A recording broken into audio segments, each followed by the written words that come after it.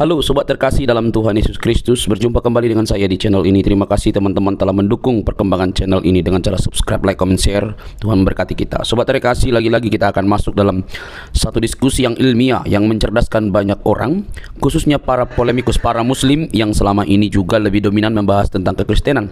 Nah, tugas kita adalah membukakan fakta-fakta yang ada supaya mereka agak sedikit bekerja lah. Tetapi alhasil teman-teman, mereka bukannya berbenah diri, tapi mereka malah mengamuk loh teman-teman. Nah, mari kita lihat dulu video berikut ini ya teman-teman. Jangan skip. Dengar teliti, pasang telinga dengan baik-baik. Jangan marah-marah, jangan lapor-melapor, geruduk seruduk segala macam itu. Karena orang yang mau cerdas, dia pasti menahan diri dan juga mau belajar dengan fakta-fakta yang dibukakan oleh orang lain. Ini dia videonya teman-teman. Pun itu gimana? Iya, setan pun sanggup membuat ayat semisal Al-Quran. Iya, gimana itu Bang? Gimana maksudnya? Gimana maksudnya? Ini dia penasaran.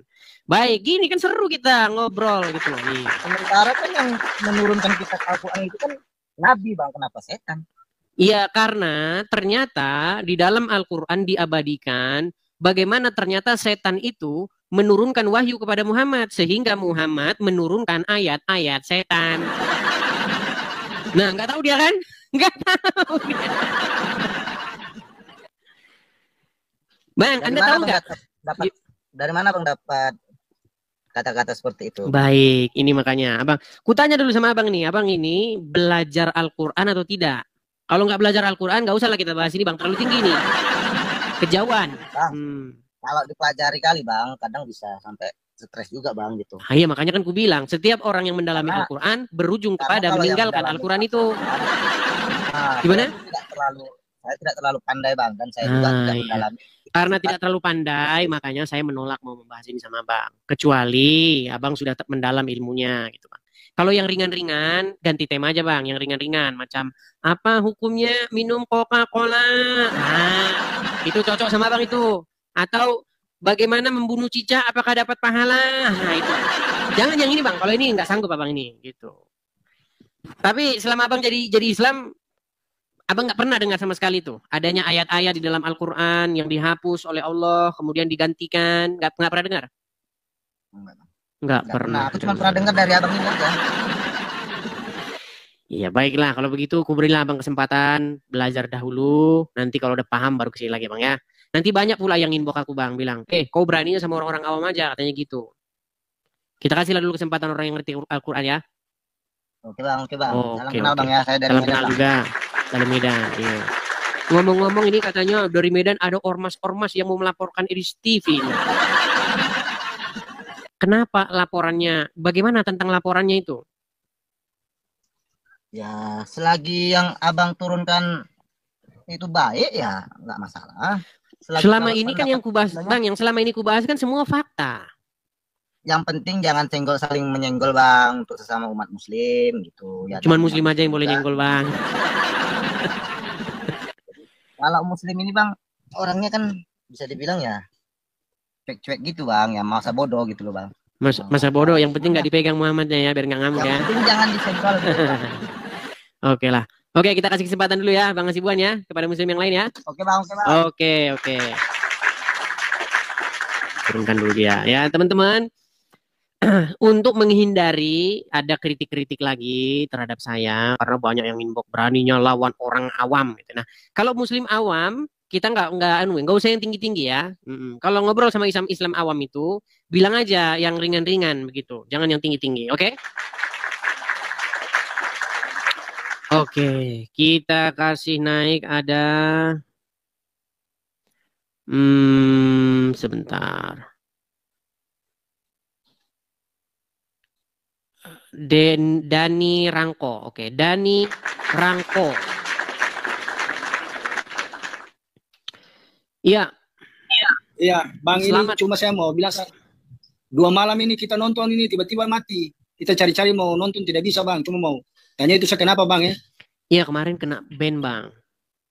Oh, 2 malam iya, saya penasaran cari-cari mau nonton ini dari Maluku Bang. Itu saja Bang. Salam dari Bang. Ya, oke, saya turunkan Bang ya. Kita kasih kesempatan dulu muslim yang lain ya. Amin. Baik Bang, saya turunkan dulu ya. Oke, saya turunkan dulu. Teman-teman, kemarin tidak siaran biar nanti nggak banyak yang tanya ya, karena banyak juga yang inbox. Bang, kenapa 2 malam nggak siaran? Karena siaran sebenarnya malam yang itu, tapi kena ban. Jadi siarannya kita sebentar. Kemudian kemarin malam saya adalah urusan-urusan mau ke gereja begitu ya. Jadi nggak siaran begitu. Oke, kita lanjutkan kembali. Ada teman-teman yang Kristen jangan mengajukan permintaan naik ya. Kecuali kalau teman-teman Kristen mau memberitahu tentang yang kemarin itu. Kan kemarin saya kan menginformasikan kepada teman-teman masalah sebuah LP atau laporan polisi di Polda Sumatera Utara terhadap Iris TV. Nah, itu kalian kalau mau menginfokan itu boleh. Tapi inboxnya ke akun saya satunya ya. Akun saya satunya itu ada di beranda. Jadi kalian mampir ke beranda. Nanti di beranda itu saya mengikuti atau memfollow, tergantung TikTok kalian bahasa apa ya. Kalau bahasa Indonesia, nanti saya hanya mengikuti satu orang. Nah, itu juga akun saya. Yang saya ikuti itu. Akun kecil itu, belum ada 200.000 followersnya ya. Kalau ini yang akun utama, akun besar, oke? Oke, kita kasih naik ada Aiman. Mana tadi Aiman? Aiman, oke, Aiman kita kasih naik. Aiman. Aiman malah Fernando yang keluar. Iya, halo Fernando. Ya. Kristen Bang, Kristen turunkan aja. Kenapa Bang ajukan permintaan naik Bang? Ada tadi tangan kawan yang iseng-iseng. Turunkan aja Bang. Oke, kita kasih naik ada Aiman ya. Aiman. Nah, kan malah masuk ketua pensiun ini. Oke lah, kita sapa dulu. Ketua pensiun. Nah, kan. Teman-teman, kalau teman-teman ngajukan permintaan naik di sini, saya jadi terganggu teman-teman. Saya mau mencet Aiman saja nggak pernah tepat ini. Aiman, nah sekarang pas nih. Aiman Setia. Selamat pagi menjelang siang, saudara Aiman Setia. Selamat pagi. Oke, gelap Bang, Masian Bang. Loh, kok gelap? Ya nggak tahu, tanya-tanya. Kenapa gelap ini? Ya nggak tahu Bang, tanya saya. Nyalakan kameranya, jangan ditutup. Mana? Nanti Bang. Aduh. Coba naikkan ulang Bang. Sulit nih. Oke ya, kita kasih naik ada Syamkan 89. Syamkan. Ya, kita memberikan edukasi ya, pendidikan gratis yang tentu saja tidak ada di pengajian-pengajian, tidak ada di kajian subuh ya. Yaitu tentang ternyata setan itu sanggup membuat ayat semisal Al-Qur'an. Banyak muslim nggak tahu ini. Ah ya, Syamkan 89. Selamat siang. Ya, silakan Bang, nyalakan kamera Anda. Bisa nyalakan kamera? Bisa. Iya, mana? Kamera nyalakan dulu. Baik. Ya. Saya tanya dulu Bang. Islam atau Kristen ini, Bang Syamkan? Islam Bang. Islam, ya. Saya tanya lagi nih, Anda ini ngerti Al-Quran atau enggak? Insya Allah Bang, tapi gini Bang, mohon maaf nih. Mana? Saran aja. Kita nggak membeda-bedakan agama. Tapi kita nggak boleh saling caci memaki. Bang, yang caci maki siapa ini? Bang, sebentar. Bang, yang caci maki di mana, Bang? Kan saya hanya mengatakan ternyata setan sanggup membuat ayat semisal Al-Quran. Kok caci maki sih gimana? Di mana caci makinya, Bang? Kita saling menghargai aja sesama apa. Di mana saya tidak menghargainya, Bang? Saya hanya memberikan info. Saya heran loh kalau saya memberikan info dibilang saling menghargai. Bang, kalau saya memberikan sebuah informasi, kemudian informasi itu benar, apakah itu adalah tidak menghargai? Contoh nih Bang, contoh. Muhammad satu-satunya nabi yang kena sihir. Informasi itu benar atau salah? Jangan saling menyalahkan Bang. Itu kan ya di bawah dulu lah Bang. Ini Anda nggak ngerti apa tentang agama Islam. Di bawah dulu.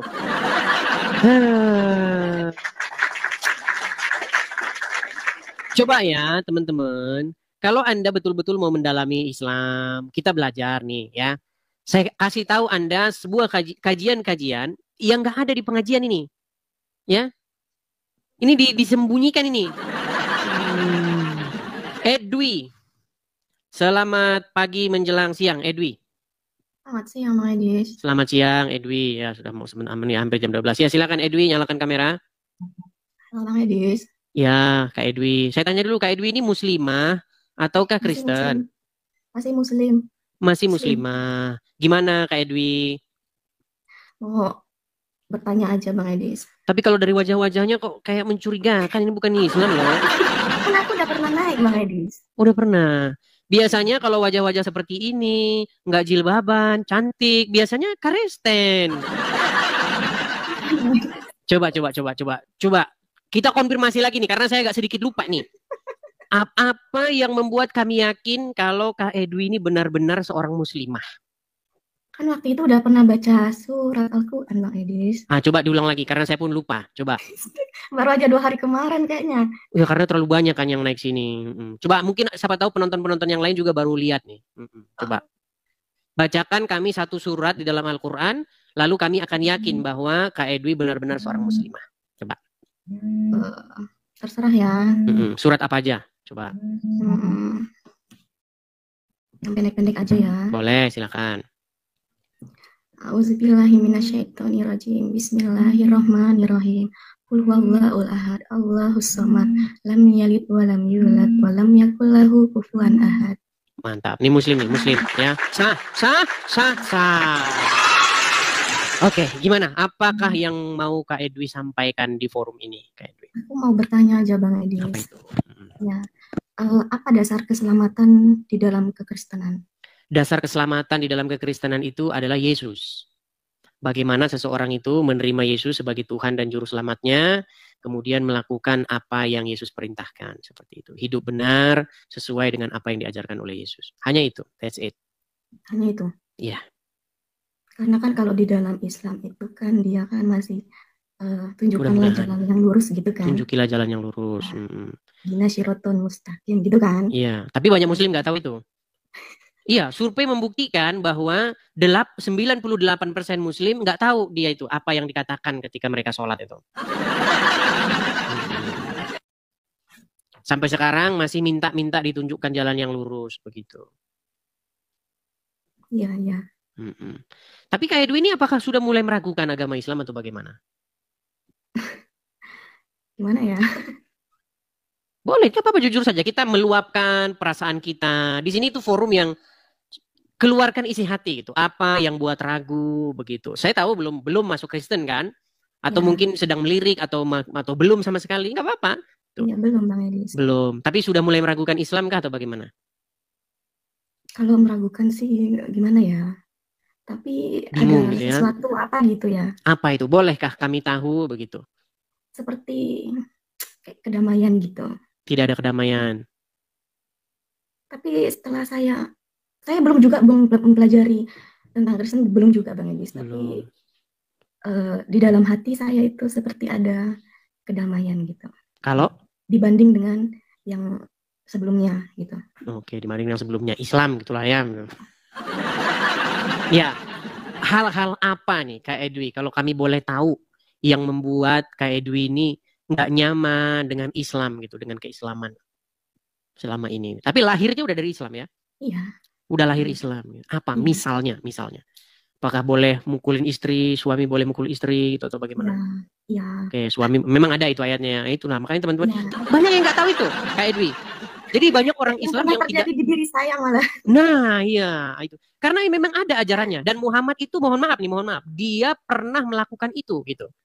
Jadi Muhammad yang katanya orang Islam itu adalah contoh suri tauladan yang baik, itu pernah memukul istrinya. Begitu. Jadi kalau ada muslim yang selama ini dia tidak tahu, dia menganggap bahwa Muhammad itu sedemikian rupa yang wow begitu kalau diceritakan, teman-teman muslim yang saya kasih tahu ya, di sini Edwi tidak termasuk memberitahu ya. Saya beritahu kepada kalian bahwa di dalam literasi Islam itu Muhammad tuh melakukan yang namanya pemukulan terhadap istrinya. Siapa yang dipukul oleh Muhammad? Itu Aisyah. Dia dipukul di dadanya. Begitu, sehingga Aisyah merasa kesakitan. Dan ayat Quran yang membolehkan suami memukul istri itu ada. Begitu. Apalagi nih kayak Edwi kira-kira? Apalagi ya, seperti kayak oknum-oknum bagaimana ya yang mengatasnamakan bacaan Arab gitu untuk melakukan kekerasan. Gimana? Melakukan kekerasan? Enggak Bang Edis, jadi kayak misalkan orang yang sakit gitu ya, Tapi ada seorang kayak seperti Ustadz begitu menyembuhkan dengan ayat Al-Quran, tetapi agak menyimpang gitu loh. Oh, maksudnya dibacain ayat Al-Quran, terus apa gitu begitu langsung pengobatan-pengobatan gitu. Ya, tapi pakai bacaan Quran, tapi ujung-ujungnya tuh agak-agak menyimpang gitu loh. Gak masuk di gimana Oh, gitu saya ya. tahu ini lagi ngomongin apa ini. Maksudnya yang di pondok-pondok pesantren itu.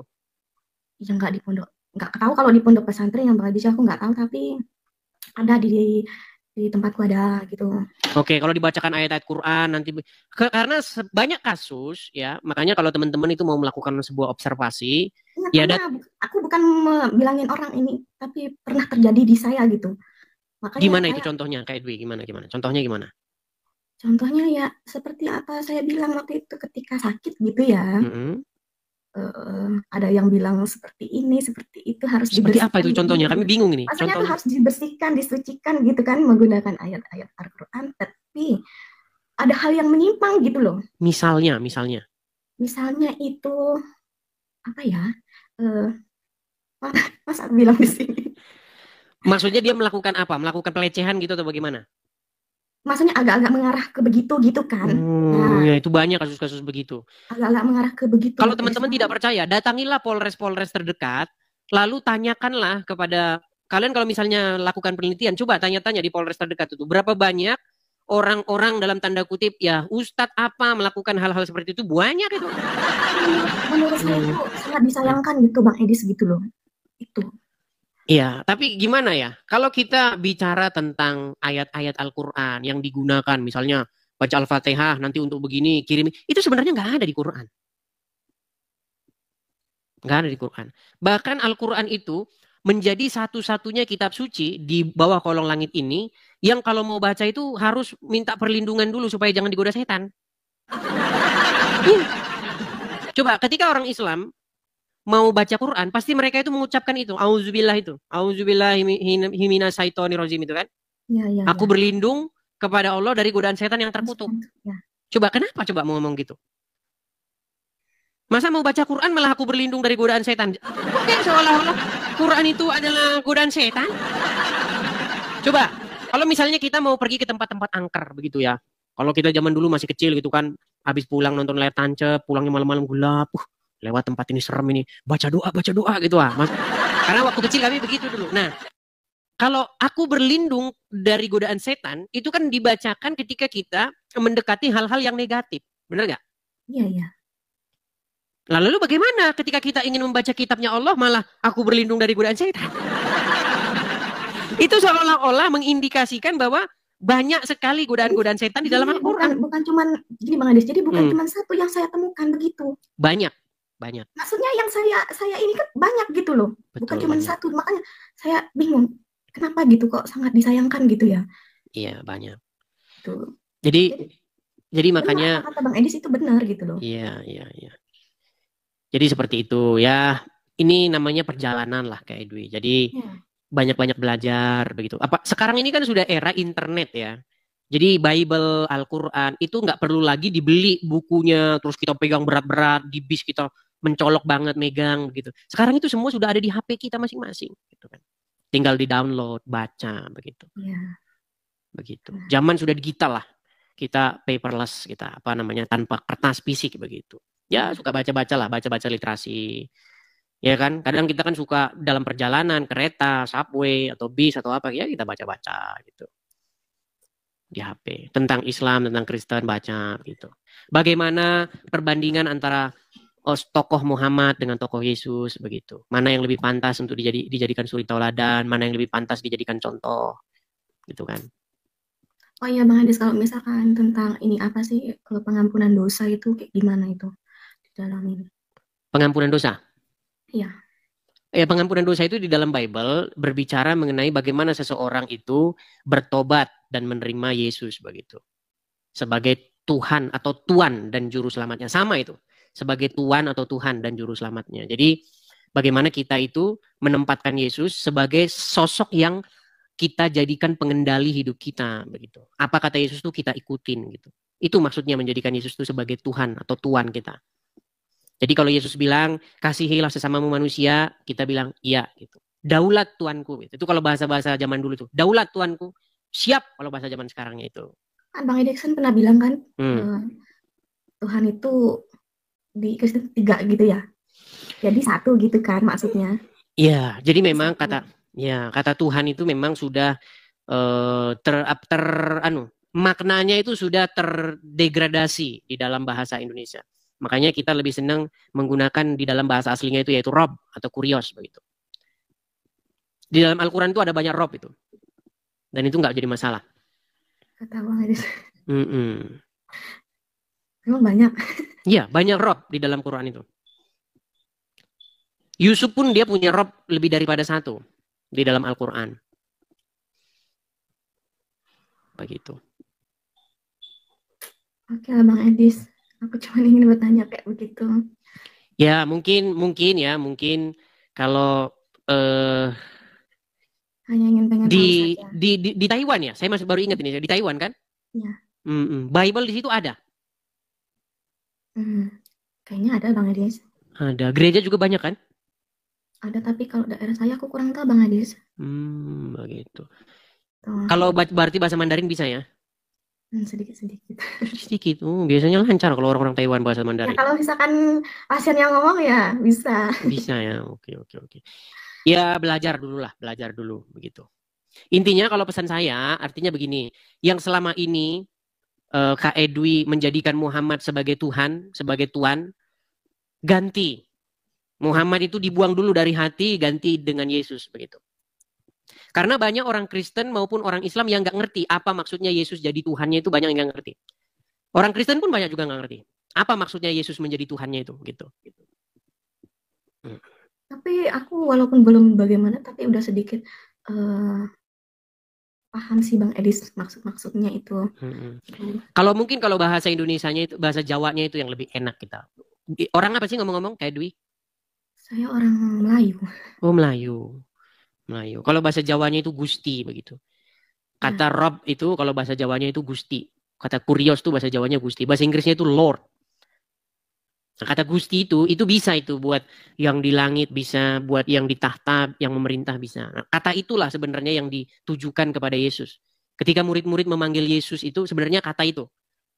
Kata itu. Iya, Gusti itu.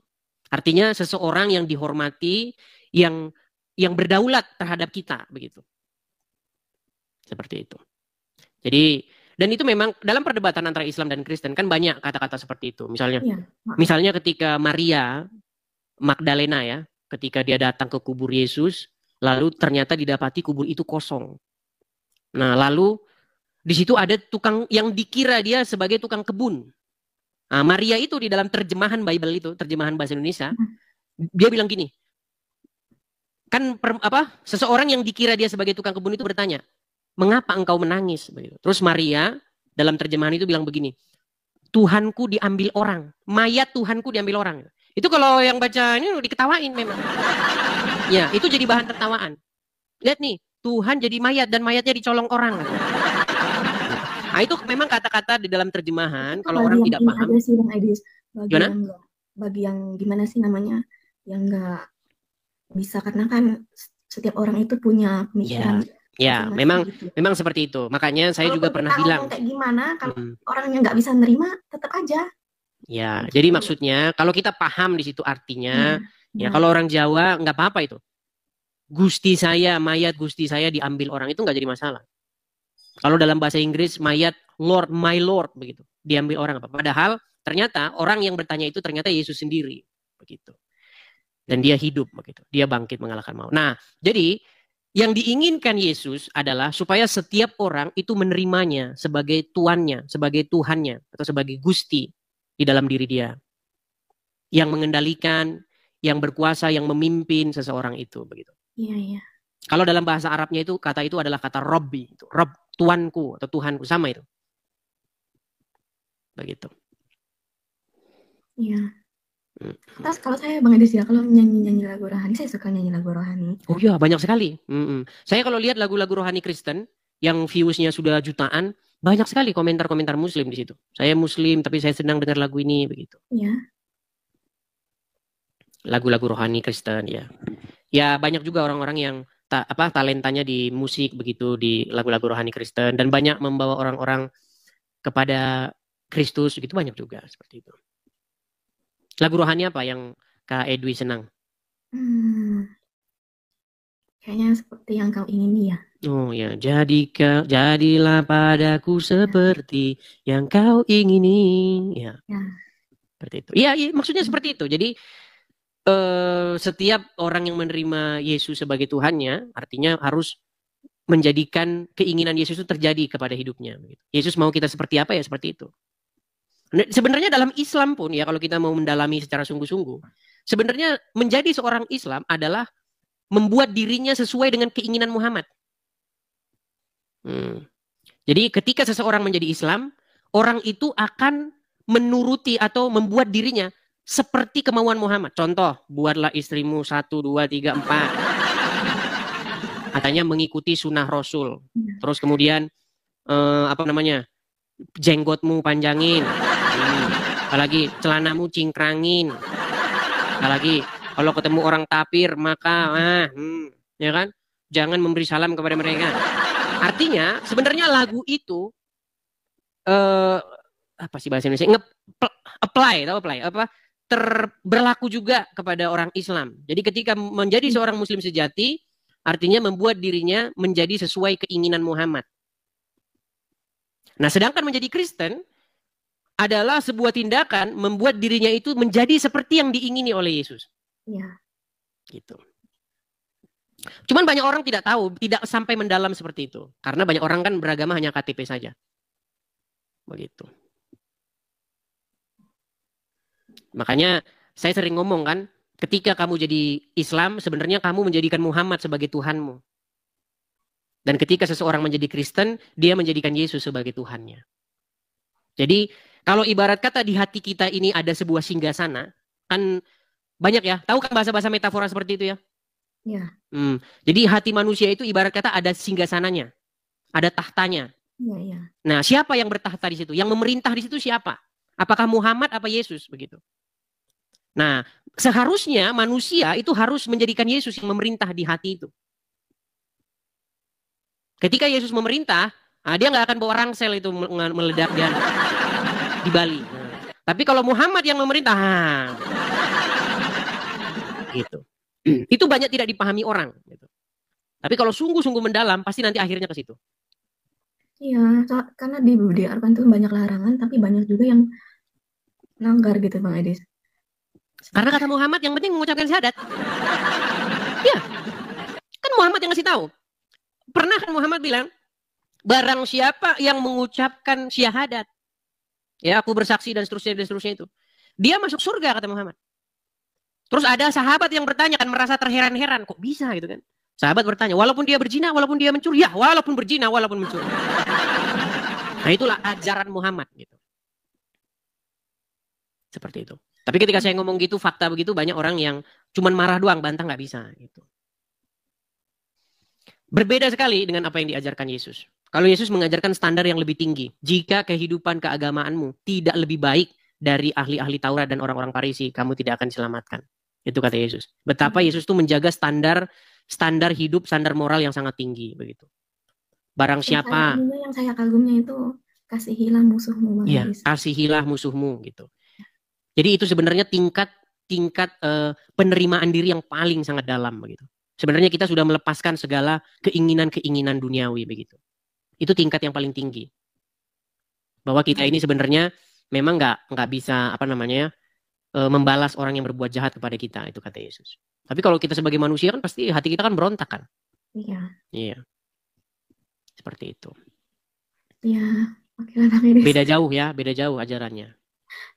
Iya benar Bang Edis. Ya saya berharap Kak Edwi paham dengan apa yang saya bahasakan secara sederhana. Ya jangan ditunda-tunda, jangan lama-lama. Saya tahu di hatimu Muhammad masih ada bertahta dikit, cuman kayaknya dia udah mau melorot. Nah, saya cepat-cepat diganti saja Muhammad yang bertahta di hatimu dengan Yesus yang bertahta di hati begitu. Seperti itu. Iya Bang Edis. Hanya begitu ya? Iya Bang Edis. Oke, saya turunkan ya Kak Edwi ya. Oke, saya turunkan. Iya. Ya, itu ya teman-teman ya, pelajaran singkat. Silakan yuk. Kalau ada muslim mau bantah, yuk naik ke sini. Bantah itu yang saya bilang tadi itu. Tunjukkan kepada saya sebuah argumen bantahan ya yang baik. Jangan datang ke sini cuma marah aja. Ngamuk aja. Ya, yuk silakan. Saya kasih kesempatan yuk. Kita kasih naik Father Son.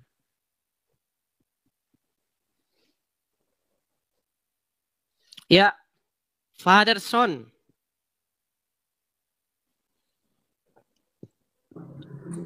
Ya, Father Son, silakan nyalakan kamera.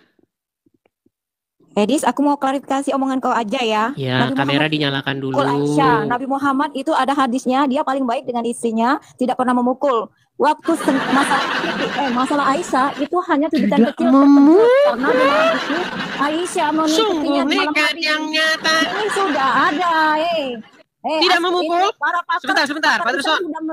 Bisa nggak kamu nyalakan kamera? Aisyah tidak dipukul, hanya dicubit kecil karena terkejut. Dicubit? Dia mengikuti Nabi Muhammad di malam hari dan juga itu reaksi kekhawatiran Nabi Muhammad, takut Aisyah kenapa-napa di malam hari. Dia itu cubitan mesra, woi. Cuman Aisyah dicubit. Waduh, Nabi sungguh Muhammad nekat yang nyata ini. Ada hadisnya, boleh aku baca hadisnya? Nabi Muhammad tidak pernah menyakiti istrinya.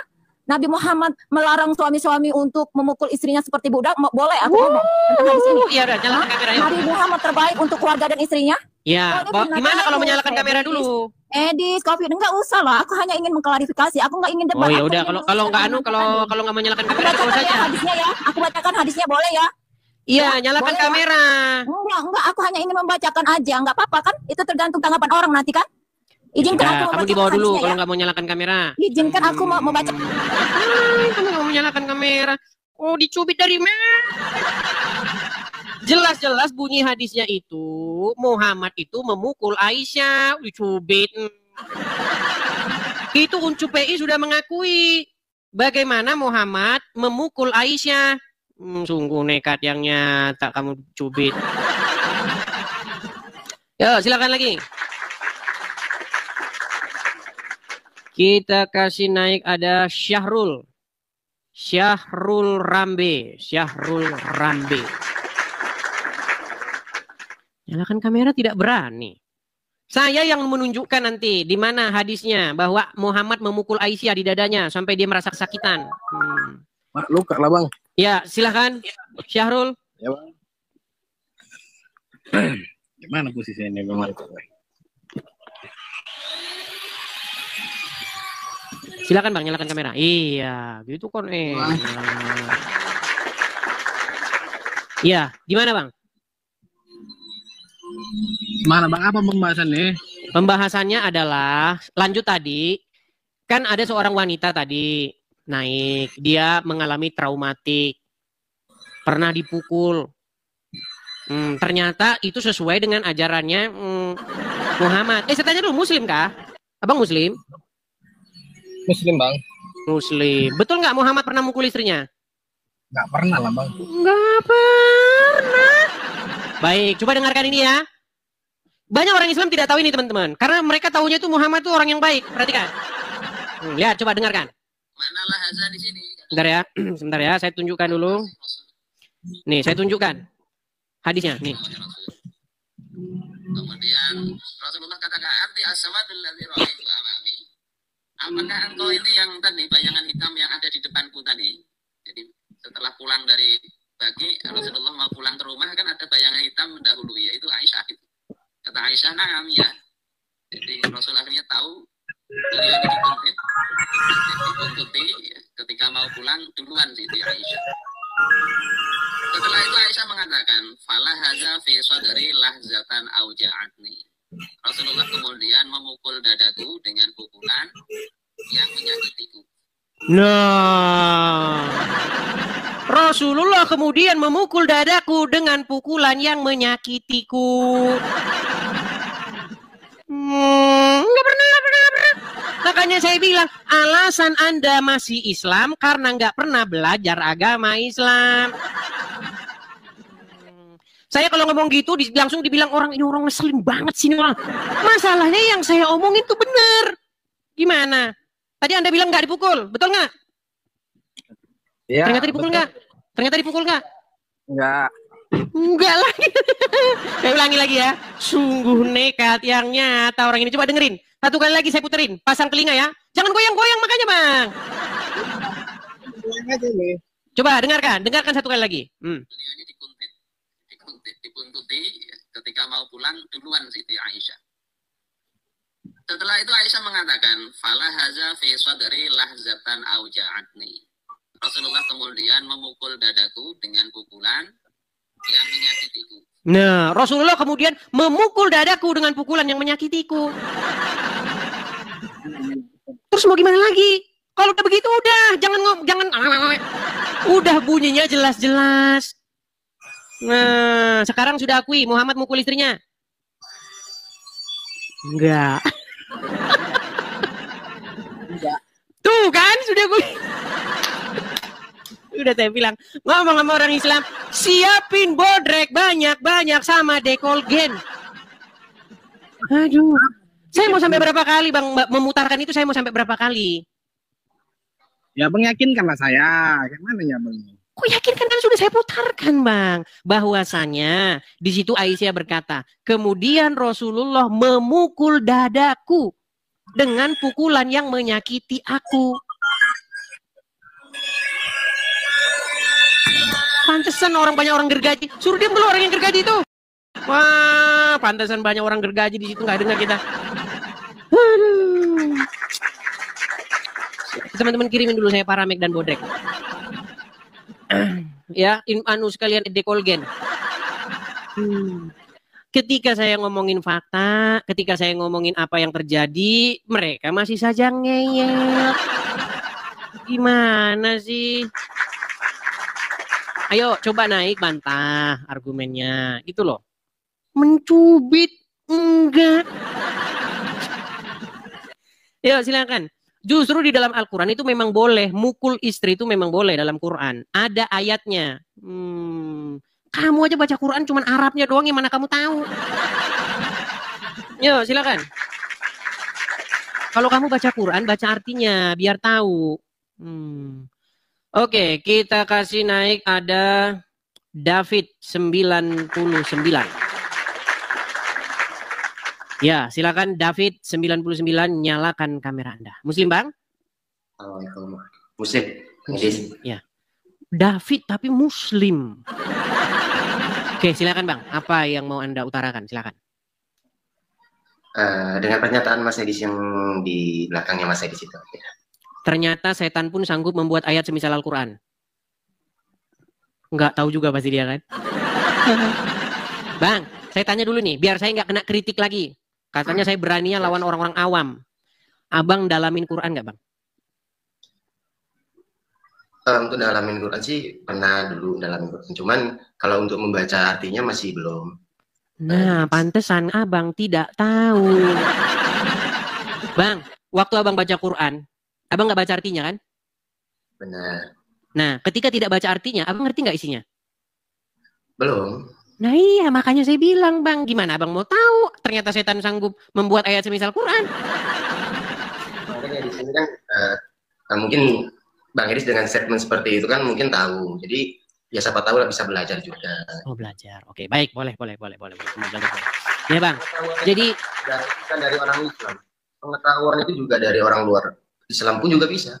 Baik. Jadi gini Bang, Abang kalau baca Quran, pernah nggak Abang mengucapkan A'udzubillahi minasyaitonirrajim? Iya. Selalu begitu kalau mau baca Quran kan?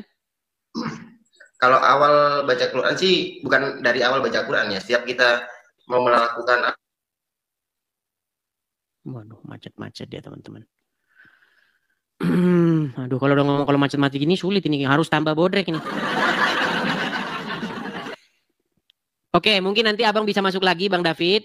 Karena Abang nge-lag, mungkin sinyal atau bagaimana. Nanti saya naik, nah kan. Ya, saya tangan situ ini ya. Jadi dia nampaknya putus sinyal atau ngedrop atau bagaimana.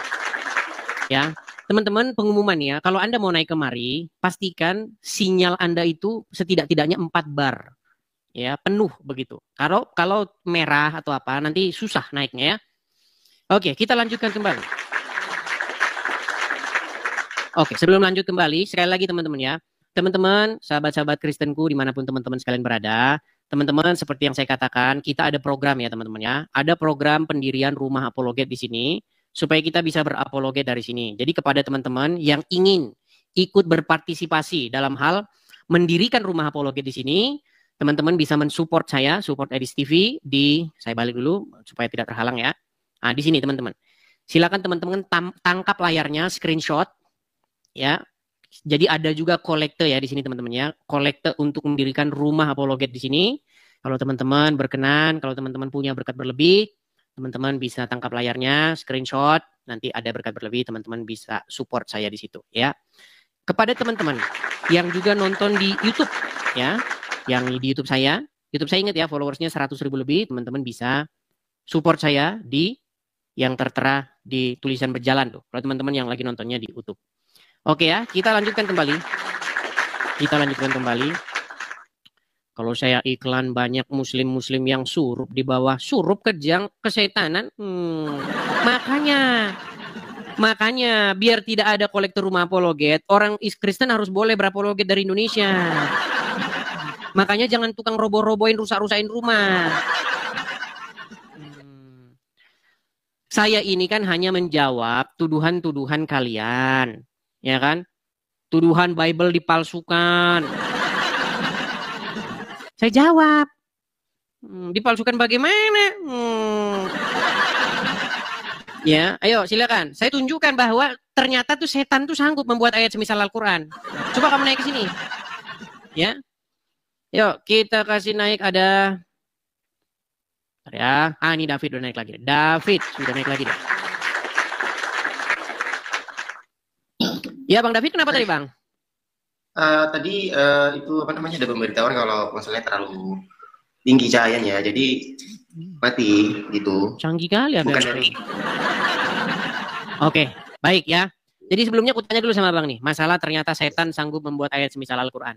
Abang pernah dengar tantangan orang Islam yang mengatakan jikalau kamu mampu buatlah ayat semisal Al-Quran. Pernah dengar ayat itu? Belum pernah. Belum pernah juga. Tantangan untuk membuat ayat semisal Al-Quran? Belum pernah. Baru dengar dari kata Mas Edis. Baru dengar. Baik, saya tunjukkan ya. Kita tunjukkan ya. Saya sabar. Nih, saya tunjukkan. Itu ada, saya balik saja kamera saya. Balik. Kemudian saya kesinikan. Nih, ini saya tunjukkan dari literatur Islam ya, ini dari Republika. Perhatikan Bang. Tantangan Al-Quran yang tak mampu dijawab orang kafir sampai detik ini. Apa tantangannya itu? Ternyata tantangannya itu adalah membuat ayat, membuat yang seperti Al-Quran. Nih. Tantangan untuk menandingi Al-Quran. Nih. Ayat-ayatnya di mana saja nih? Katakanlah.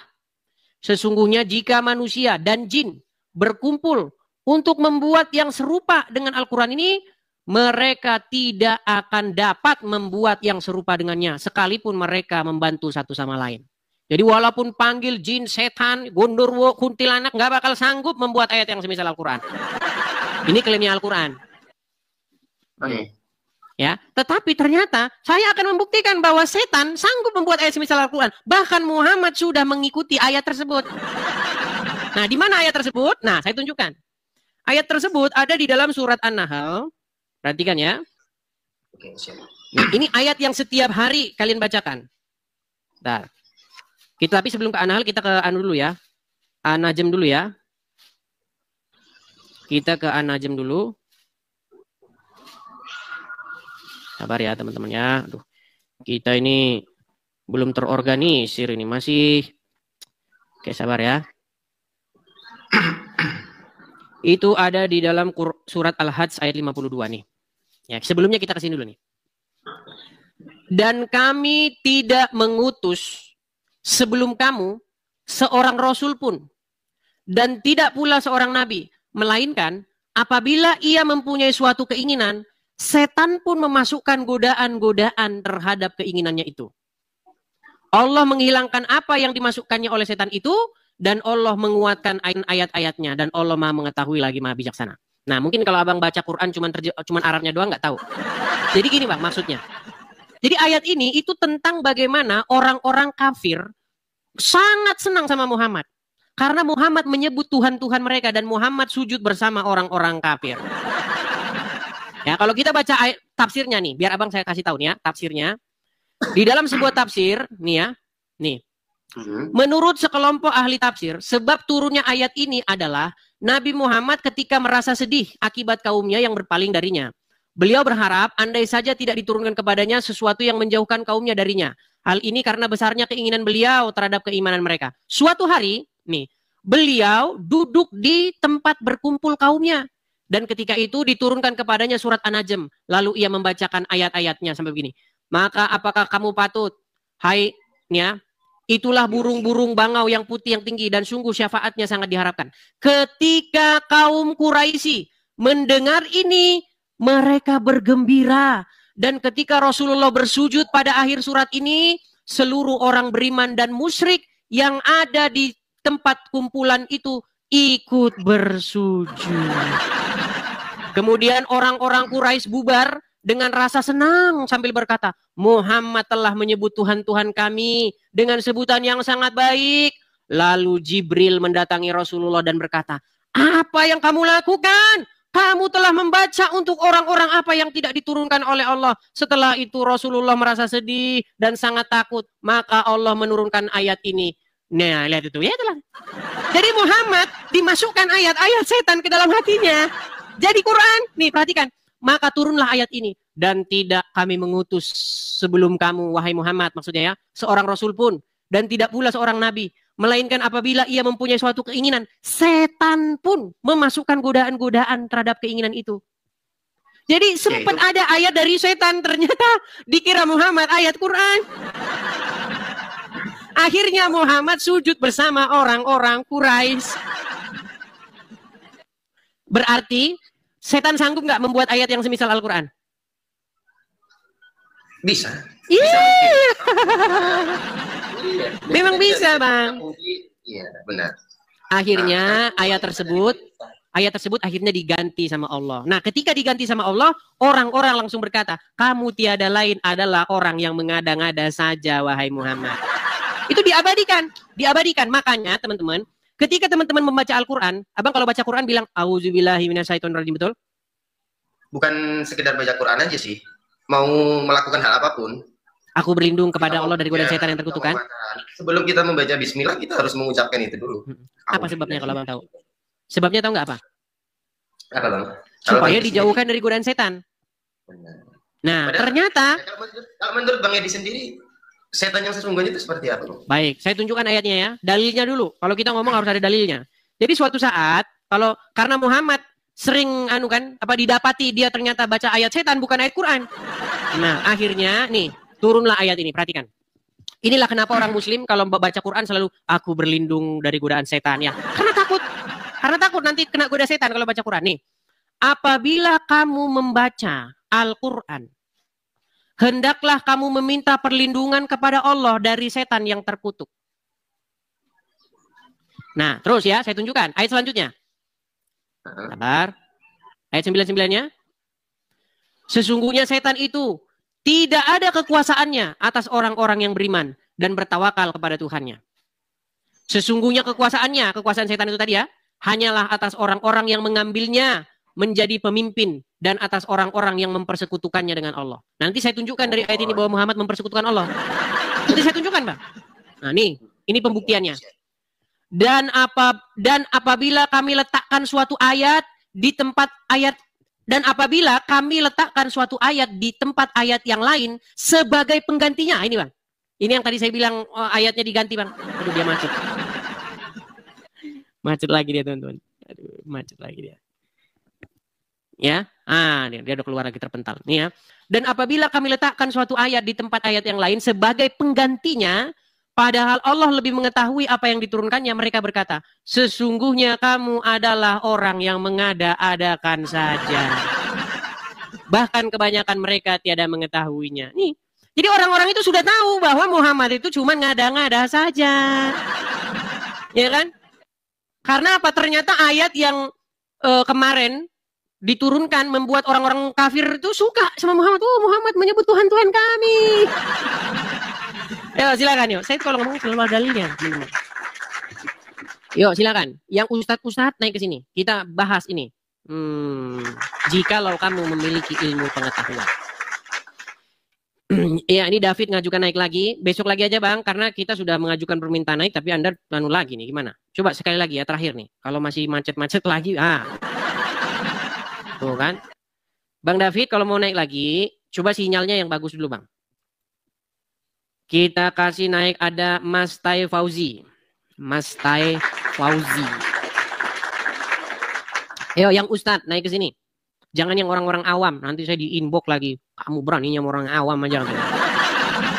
Ya, Mas Tai Fauzi. Terpental ya teman-teman. Oke, kita kasih naik ada Rizwandi.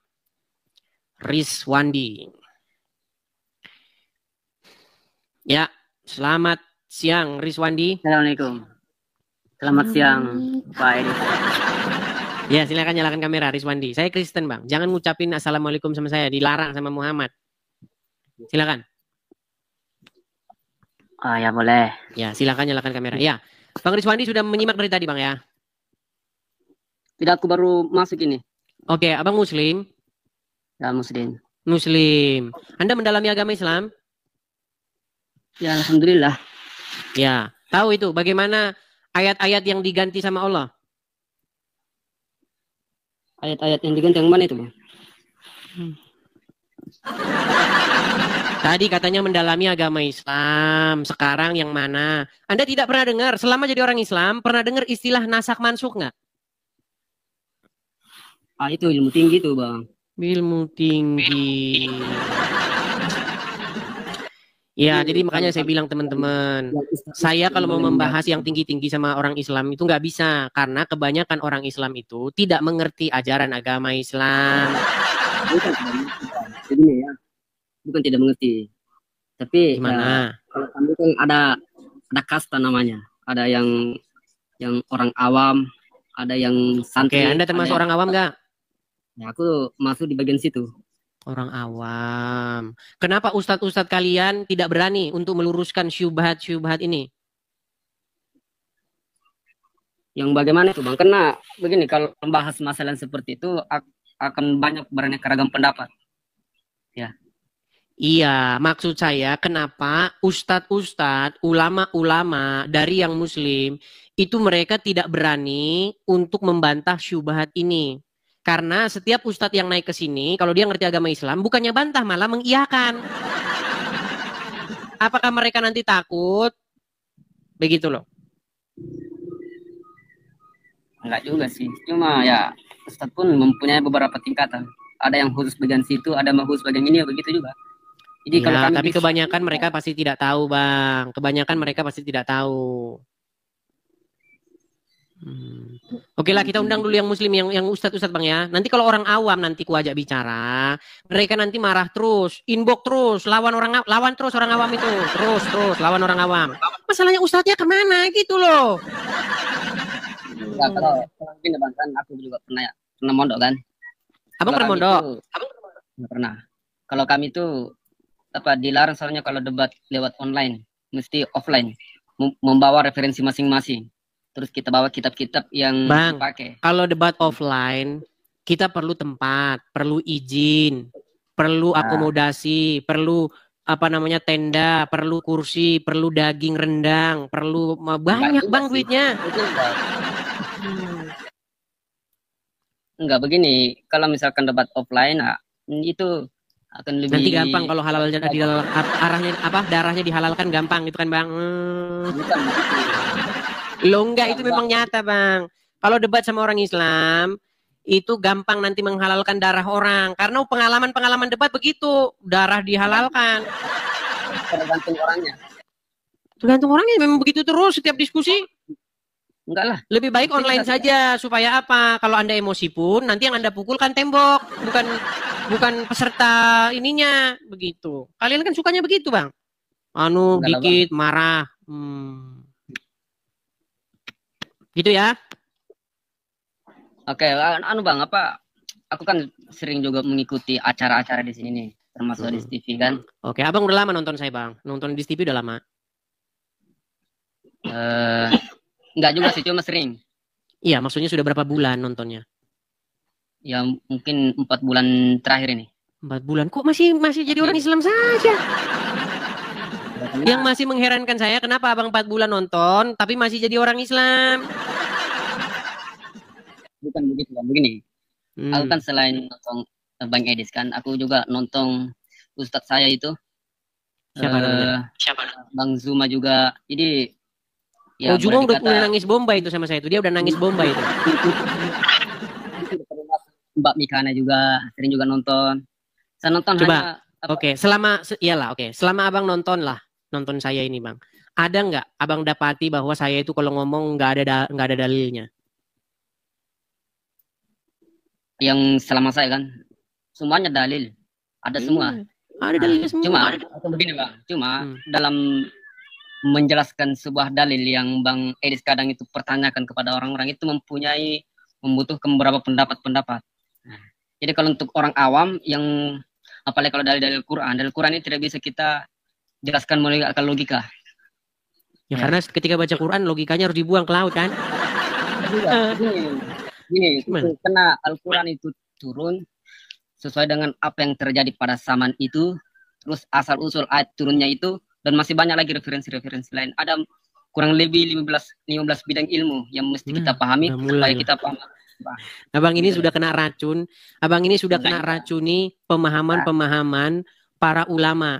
Di dalam Al-Quran, Bang. Bang, di belakang abang itu ada sinar matahari, Bang. Saya silau, Bang. Nah, gitu ya. Gini. Coba. Abang kan pakai kacamata. Tapi silau, Bang, silau. Gitu mantap gitu. Nah, gini, Bang. Saya kasih aja satu contoh ya.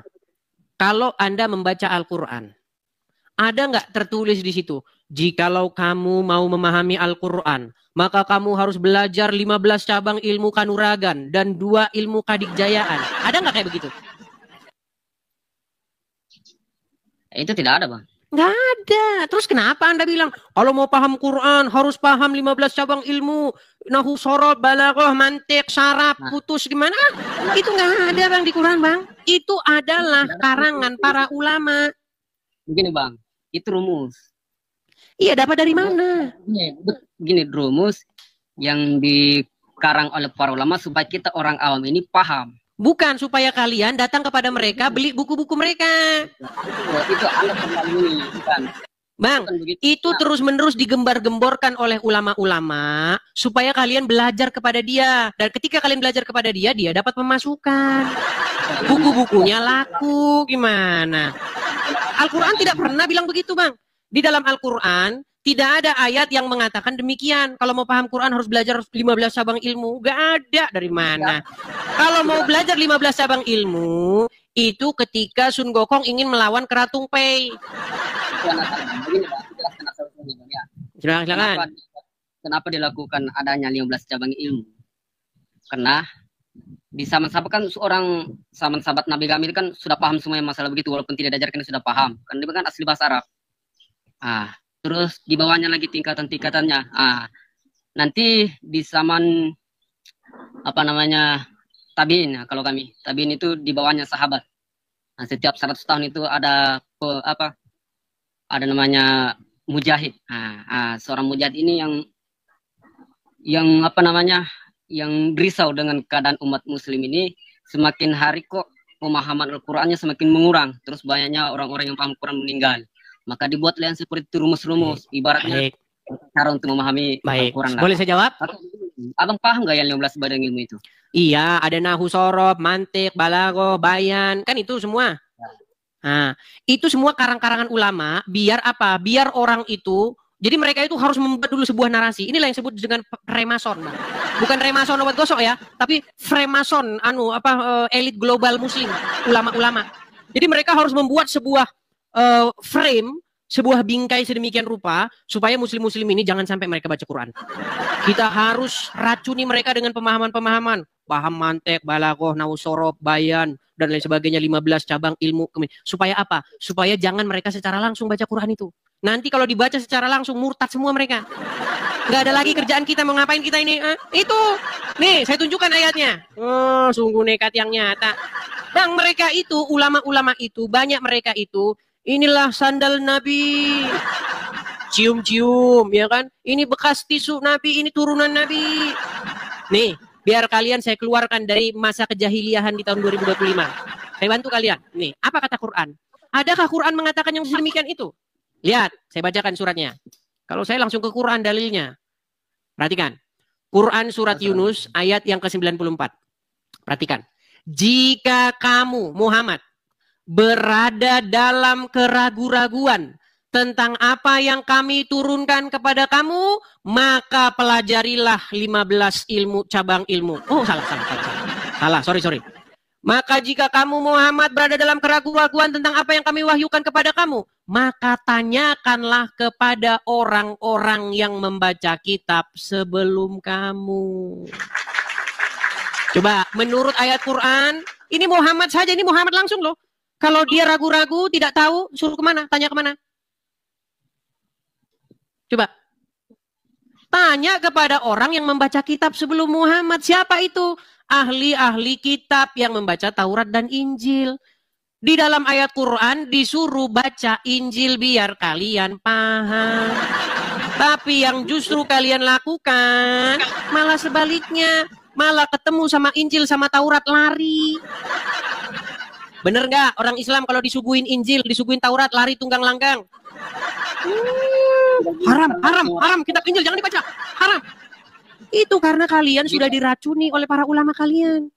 Ini bukan haram sih bagi saya. Coba sekarang abang saya tanya, Bang, di rumah abang ada nggak Injil? Bang, di rumah abang ada Injil nggak? Nggak ada. Nggak ada. Quran menyuruh nggak beriman kepada Injil? Iya, beriman. Oke, di rumah abang ada hadis Bukhari, hadis Sahih Muslim, kitab ulama, kitab kuning ada nggak? Nggak ada. Kitab hadis Bukhari, Sahih Muslim, tuntunan sholat, zikir, pertanyaan alam kubur ada nggak? Coba abang jujur dulu, ada nggak kitab-kitab itu di rumah? Kalau yang itu akan ngambil yang mukhtasornya saja. Oke, ada. Ada nggak di dalam Al-Quran diperintahkan untuk beriman kepada kitab-kitab itu? Nggak ada. Nggak ada. Begini bang, begini ya. Oke. Al-Quran, gini bang, makanya aku bilang bang, sangat-sangat kuat kemungkinan orang Islam baca Quran itu sambil jungkir balik. Kenapa saya bilang begitu? Kenapa saya bilang, Anda kok berlebihan bang? Enggak, saya nggak berlebihan. Gini, waktu saya baca Quran, tulisannya begini, maka berimanlah kamu kepada kitab-kitab yang sebelumnya. Apa kitab-kitab sebelumnya? Taurat dan Injil, betul? Ada 4 itu. Nah, Taurat, Zabur, Injil, betul? Betul. Nah, tapi karena orang Islam bacanya begini, dibalik. Makanya berimanlah kamu kepada kitab-kitab yang sesudah Al-Quran. Kalau begini bacanya, sebelum Quran. Kalau begini yang sesudah Quran. Makanya kalian malah beriman kepada Sahih Muslim, Sahih Bukhari, pertanyaan alam kubur, tuntunan sholat, bebas dari riba. Itu bacaan kalian yang ada di rumah. Begini aku jelasinnya. Adanya kitab Bukhari Muslim itu salah satu metode untuk memahami Al-Quran itu. Karena kita orang awam mesti belajar bang. Salah satu cara untuk memahami itu ya mesti mempelajari kitab-kitab yang karangan ulama itu. Oke, kitab itu udah ada belum di zaman Muhammad? Asli daripada Al-Quran itu, ya mesti merujuk kepada ulama. Oke, kalau Muhammad membaca Al-Quran? Bingung kita. Oke, baik. Kalau Muhammad membaca Al-Quran, apakah dia merujuk kepada kitab-kitab Sahih Bukhari? Enggak lah, Nabi Muhammad yang ditujukan kepada Al-Quran. Iya, kalau Muhammad membaca Quran biar dia paham, dia baca Taurat dan Injil, tanya kepada yang membaca kitab sebelumnya. Tapi yang kalian lakukan justru sebaliknya.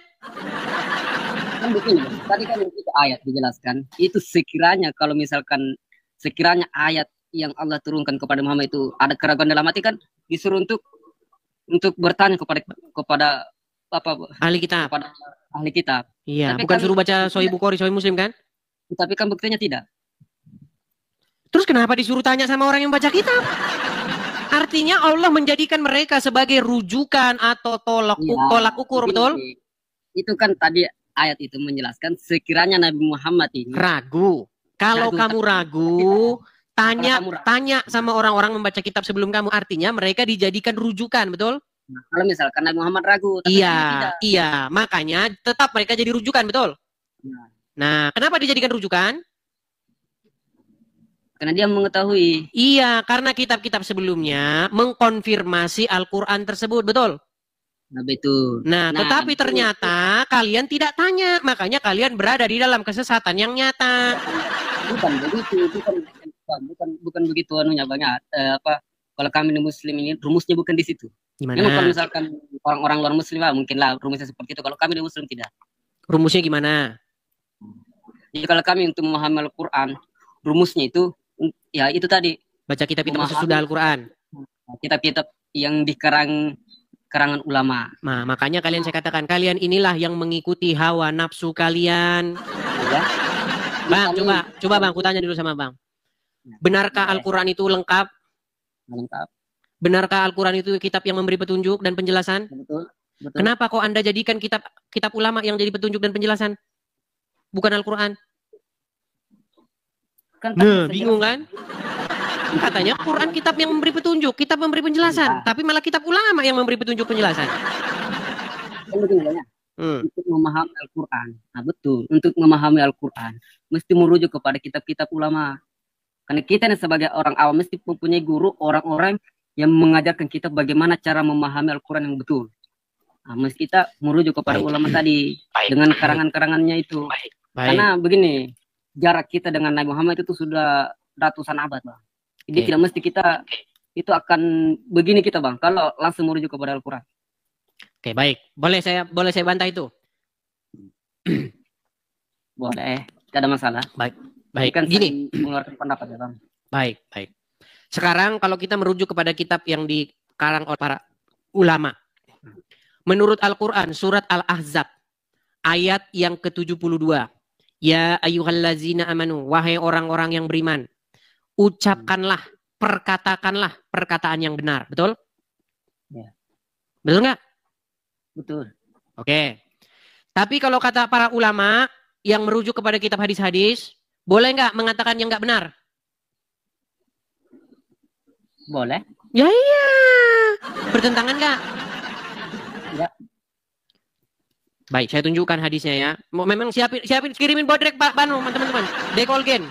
Sebentar ya. Nih, surat Al-Ahzab. Benar. Begini, Bang.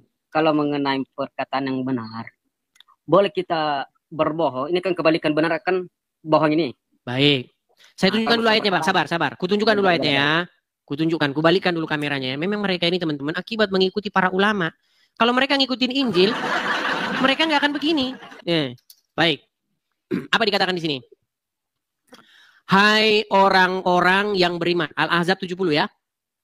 Bertakwalah kamu kepada Allah dan katakanlah perkataan yang benar. Ya, betul. Menurut Anda ayat ini harus dipelintir nggak? Enggak. Menurut ajaran yang tertulis dalam hadis, boleh nggak bohong? Boleh. Apakah bohong itu mengucapkan perkataan yang benar? Meninggal dunia. Bukan meninggal dunia. Terus gimana? Apa jawabannya? Ini, Bang. Begini, ayat ini secara umum. Nah, berarti ini kurang panu. Ada yang lupa. Allah berarti lupa di sini. Kurang lengkap. Bukan. Begini, Bang. Ayat itu ada dua. Astagfirullahaladzim. Bang, apakah Allah ini kurang lengkap menunjukkan ayatnya? Jadi di sini sudah jelas. Katakanlah perkataan yang benar. Nggak ada di sini kecuali lagi kepepet, nggak ada. Itu kalau memahami Al-Quran dengan akal logika seperti itu, Bang. Kalau memahami Al-Quran dengan tafsir beda lagi. Bang, menurut Al-Quran lengkap, jelas tidak? Iya, lengkap, jelas. Kalau sudah jelas dan lengkap, kenapa Anda pergi ke buku lain seolah-olah Al-Quran tidak jelas, kurang jelas? Yang begini Bang ya. Begini. Aku jelasin. Begini, Bang. Baik, saya balik lagi kamera saya, Bang. Begini, Bang. Yang kita imami ini, yang kita ikuti ini Al-Quran dan Sunnah. Sunnah itu adalah perkataan Nabi. Perkataan Nabi ini ada dua. Ya, Bang. Bang, nggak ada sunnah Nabi, Bang, di Quran, Bang. Di dalam Al-Quran tidak pernah ada sunnah Nabi. Yang ada sunatullah. Heran kalian ini nggak. Makanya teman-teman mereka ini baca Quran nggak dibaca artinya. Bang, saya tanya, Bang. Ada nggak sunnah Nabi di dalam Al-Quran? Tidak ada. Banyak. Nggak ada. Yang ada sunnah Allah, betul nggak? Iya, betul. Di dalam Quran itu adanya sunatullah, nggak ada sunnah Nabi. Bahkan ayat Quran mengatakan Quran itu jelas, lagi terperinci. Sunnah itu artinya apa, Bang? Kalau menurut Abang? Sunnah itu maksudnya adalah sesuatu perbuatan yang atau sebuah ajaran, pengajaran. Nah, terus yang harus Anda yang kalau Anda harus ikuti gitu loh. Anda ikuti.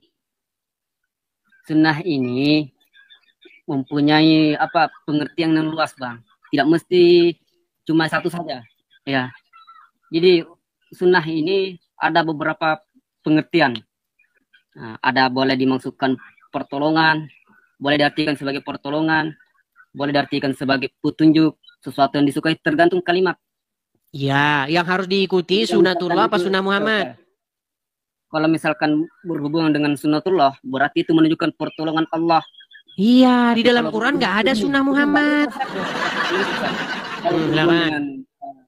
Berhubungan dengan sunnah Nabi, berarti petunjuk dari Allah kepada Nabi untuk umatnya, begitu. Jadi kalau kami di Muslim, mesti berpegangan antara Al-Quran dan hadis. Baik. Bisa saya bantah dengan ayat Al-Quran? Belum selesai, Bang. Kalau kita berpegangan dengan sunnah dan Al-Quran tadi, hadis dengan Al-Quran, terus kita kadang mendapati, apalagi kalau hadis-hadis ini, Bang, kadang ada hadis yang bertolak belakang dengan Al-Quran. Soalnya bukan bertolak belakang, cuma asal usul diturunkannya Al-Quran dan hadis ini dengan hadis ini kadang di waktu yang berbeda, begitu. Baik. Jadi saya pernah bilang begini, Bang, tidak ada orang Islam yang percaya Al-Quran. Anda percaya nggak? Baik. Saya tunjukkan ayatnya ya. Jadi orang-orang seperti inilah yang sudah dicemooh oleh Al-Quran. Jadi kan, aduh, makanya orang Islam itu ngelawan Qurannya sendiri. Perhatikan ya, surat Al-Jatsiyah ayat yang ke-6. Itulah ayat-ayat Allah yang kami membacakannya kepadamu dengan sebenarnya. Maka dengan perkataan mana lagikah mereka akan beriman sesudah kalam Allah dan keterangan-keterangannya? Anda mau percaya kepada yang mana lagi setelah Al-Quran ini? Nah, Anda inilah orang-orang yang tidak mencukupkan diri dengan Al-Quran.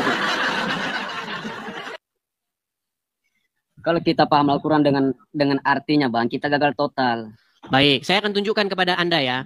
Sebenarnya ya, Al-Quran itu adalah hadis, setuju? Ayat, bukan hadis, ayat. Hadis, Bang, ini loh bunyinya itu hadis, Bang. Aduh, kok nggak mau besar. Nah ini, itu. Bang, hadis nih loh tulisannya itu, Bang. Hadisim,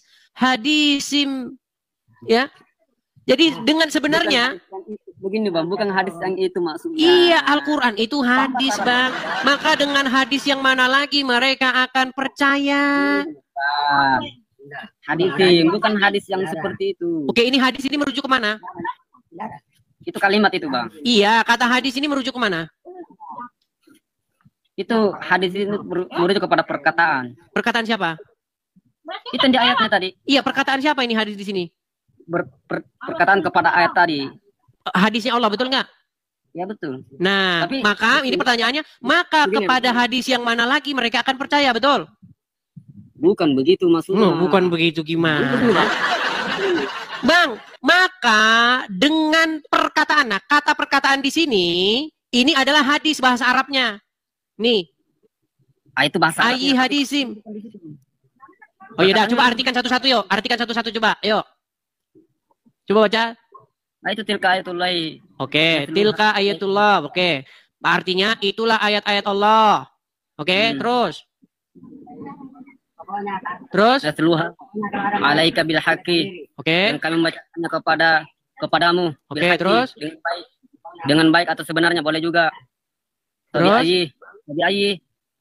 Maka dengan perkataan manakah lagi? Nah, Oke, kata-kata maka dengan perkataan mana lagi? Di sini kan tertuliskan hadis, betul? Iya, kata hadis itu ditujukan kepada siapa, Bang? Oke, kata hadis ini ditujukan kepada Quran, bener nggak? Nah, betul. Ya. Tapi bukan hadis yang ditujukan kepada Nabi Muhammad. Oke, nah makanya dengan hadis yang mana lagi mereka akan percaya. Jadi Quran ini sebenarnya kan hadis, betul? Bukan begitu kesimpulannya, Bang. Wah, gimana? Sulit. Kalau ngomong sama mereka ini sungguh nekat yang nyata.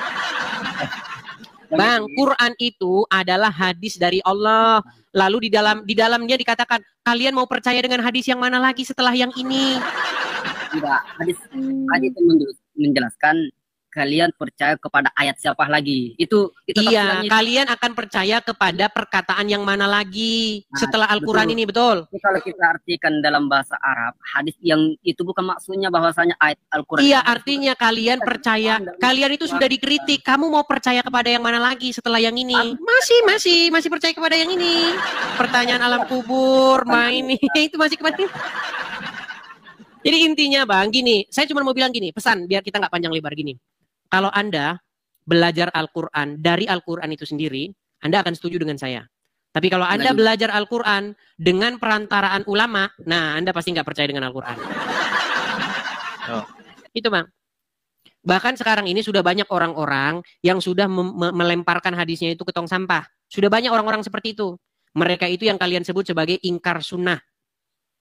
Nah, itu yang tidak yang gagal paham masalah agama itu. Ya, tapi itu kan dari versi kalian. Versi kalian mengatakan mereka ingkar sunnah. Tapi versi mereka mengatakan bahwa kalian itu ingkar Quran. Pilih mana? Pilih ingkar Quran atau ingkar sunnah? Lebih baik Anda pilih ingkar kitab Sahih Bukhari, Sahih Muslim ketimbang Anda ingkar Al-Quran. Nah, tetapi nanti kalau Anda membaca Al-Quran, Al-Quran memerintahkan bahwa di dalam Taurat dan Injil terdapat cahaya dan kebenaran. Gitu. Betul. Ujung-ujungnya nanti Quran juga Anda bawa ke tong sampah juga. Sisalah Taurat dan Injil, maka Anda berada di jalan yang benar.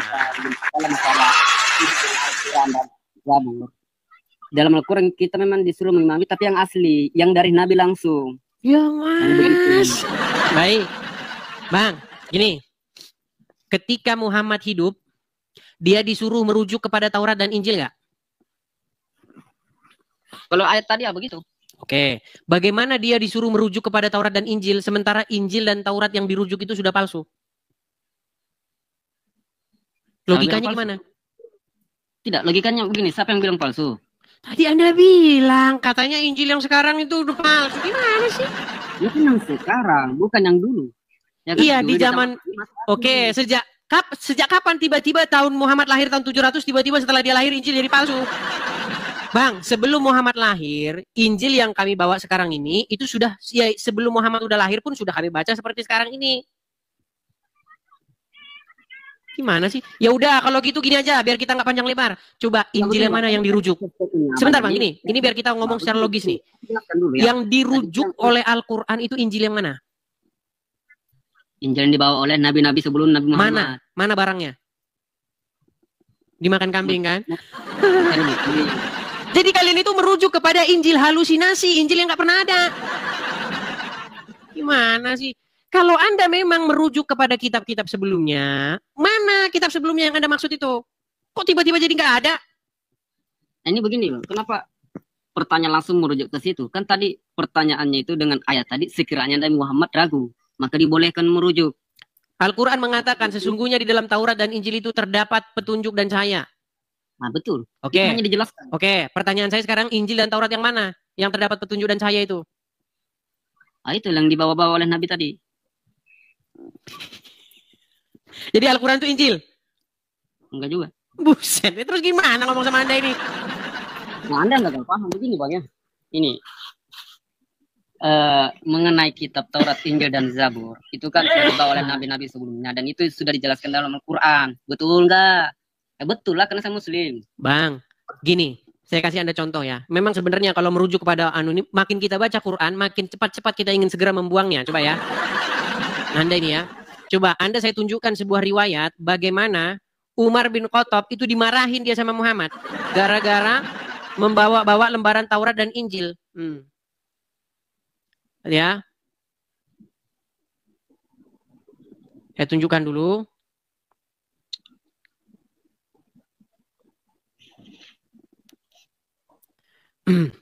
Ini adalah sebuah kisah bagaimana didapati bahwa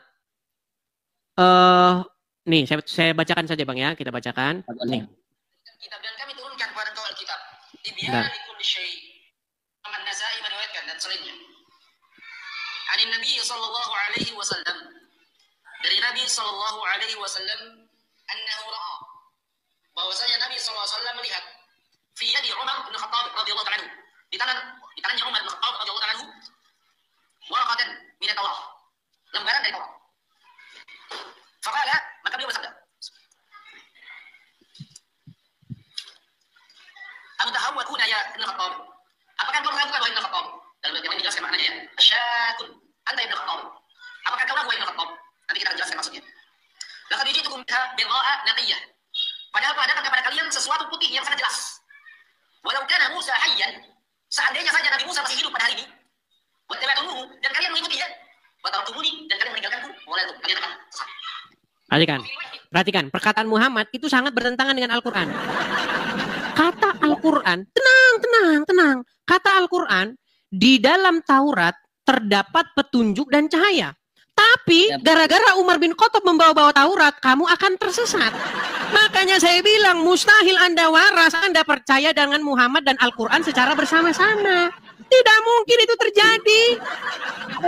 Coba tenang. Saya ulangin dulu biar Anda jelas nih. Menurut Al-Quran, di dalam Taurat terdapat cahaya dan petunjuk, betul? Betul. Ketika sahabat Muhammad yang bernama Umar ibn Khattab membawa lembaran Taurat tersebut, Muhammad senang atau marah? Ya marah lah. Marah. Padahal Al-Quran bilang di dalam itu terdapat cahaya dan petunjuk, betul? Kenapa Muhammad marah? Oke, saya tanya. Karena Muhammad tidak mau Umar bin Khattab mendapat petunjuk dan cahaya. Makanya Muhammad itu malah melawan Al-Quran. Gimana? Mustahil Anda percaya dengan Muhammad di detik yang sama Anda percaya kepada Quran. Coba silakan. Dengan ayat tadi sama kisah Umar bin Khattab duluan mana? Duluan Al-Quran. Enggak, Al-Quran diturunkan bukan secara bersama tapi berangsur-angsur sesuai dengan mulai ngeles. Ya sudah, gimana Anda mau menjelaskannya? Gimana? Dalam Al-Quran itu betul apa? Kitab itu sebagai petunjuk. Oke, kalau dibaca orang akan mendapat petunjuk dan cahaya, betul? Betul. Ternyata Umar bin Khattab membawanya, malah bukannya mendapat petunjuk dan cahaya, dapat amarah dari Muhammad. Bukan begitu, Pak. Begini ya. Mana? Betul, tapi kalau untuk dijadikan sebagai pedoman dalam kehidupan, itu sudah salah. Kok salah? Kalau ada petunjuk dan cahaya dijadikan pedoman dalam hidup, kok malah salah? Teman-teman, tolong tambahin dekolgen saya. Nampaknya saya sudah mulai agak mual dan ingin muntah. Begini, kalau orang yang begini banyak bukan saya paham ya, tapi yang sesuai dengan yang saya pahami, ayat itu dengan kisah itu dua hal yang bertolak belakang. Iya memang betul, bertolak belakang. Terus? Oke, ayat itu dijelaskan untuk petunjuk bagi yang penganutnya sebelum Nabi Muhammad. Mulai lagi dia mengedit Al-Quran kan? Mulai mengedit dia teman-teman. Baik, saya tunjukkan ayatnya ya. Di dalam Al-Quran apa dikatakan? Belum selesai, Bang. Sudah silakan. Itu namanya tafsir, Bang. Tafsir ini memahami Al-Quran dan hadis yang bertolak belakang maknanya. Makanya dijadikan apa maksud Al-Quran ini dengan kisah tadi. Nah, kisah tadi dijelaskan yang ditakutkan Nabi Muhammad pada saat itu bila mana umatnya nanti merujuk kepada Zabur, bukan kepada Al-Quran. Iya, karena Muhammad takut dengan ayat Quran sendiri. Nih, saya tunjukkan ayatnya. Baik. Muhammad itu takut dengan ayat Quran. Baik. Lihat ya, saya tunjukkan ya. Oke, perhatikan. Dan membenarkan, jangan ngerokok dulu Bang. Dan membenarkan kitab-kitab yang sebelumnya, yaitu Taurat, dan kami telah memberikan kepadanya kitab Injil. Bang, jangan menghilang Bang. Abang taruh dulu rokoknya. Oke. Jangan menghisap rokok dulu Bang. Anda tahan dulu, itu kencing setan itu Bang. Baik. Saya tunjukkan ya, nih. Dan kami telah memberikan kepadanya kitab Injil, sedang di dalamnya ada petunjuk dan cahaya. Dan memberikan kitab yang sebelumnya yaitu kitab Taurat, dan menjadi petunjuk serta pengajaran untuk orang-orang yang bertakwa. Menurut Al-Quran, Taurat itu petunjuk dan pengajaran untuk orang bertakwa, betul? Nah, menurut Muhammad, Taurat menyesatkan nggak? Enggak. Oke, kenapa Muhammad marah sama Umar bin Khattab? Marahnya itu bukan karena membawa kitab tadi. Mulai akrobat dia. Coba saya balik dulu kamera saya. Aduh. Coba, apa penyebab Muhammad marah sama Umar bin Khattab? Penyebabnya itu ditakutkan, bukan ditakutkan. Takutnya ini orang-orang yang melihat Umar bin Khattab ini takut. Bang, nggak ada yang paham dengan penjelasanmu itu loh. Coba ulangi lagi. Apa penyebab Muhammad marah kepada Umar bin Khattab? Marahnya itu bukan karena membawa mushaf Al-Quran. Marahnya itu ditakutkan karena diyakini dijadikan pedoman begitu. Bukankah Al-Quran memerintahkan itu, Pak nih? Ya, baca lagi satu kali lagi. Memang siapin bodrek teman-teman, bodrek. Siapin nama Dekol Game. Sebentar, nih.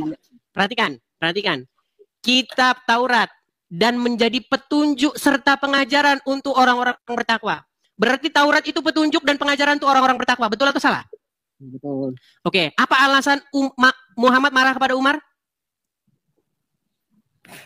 Itu kan membawa mushaf tadi. Oke, bukankah Taurat itu adalah petunjuk dan cahaya? Pengajaran yang kepada orang bertakwa? Betul. Kenapa Muhammad malah marah? Ini. Pusing. Bukan pusing, Bang. Terus, baik. Begini. Oke, saya balikin dulu kamera saya. Kisah tadi. Nah, saya balik dulu kamera saya. Gimana? Ayat dengan kisah tadi itu dua hal yang berbeda. Ya, jelas berbeda karena pengajaran Muhammad beda dengan begini, Bang.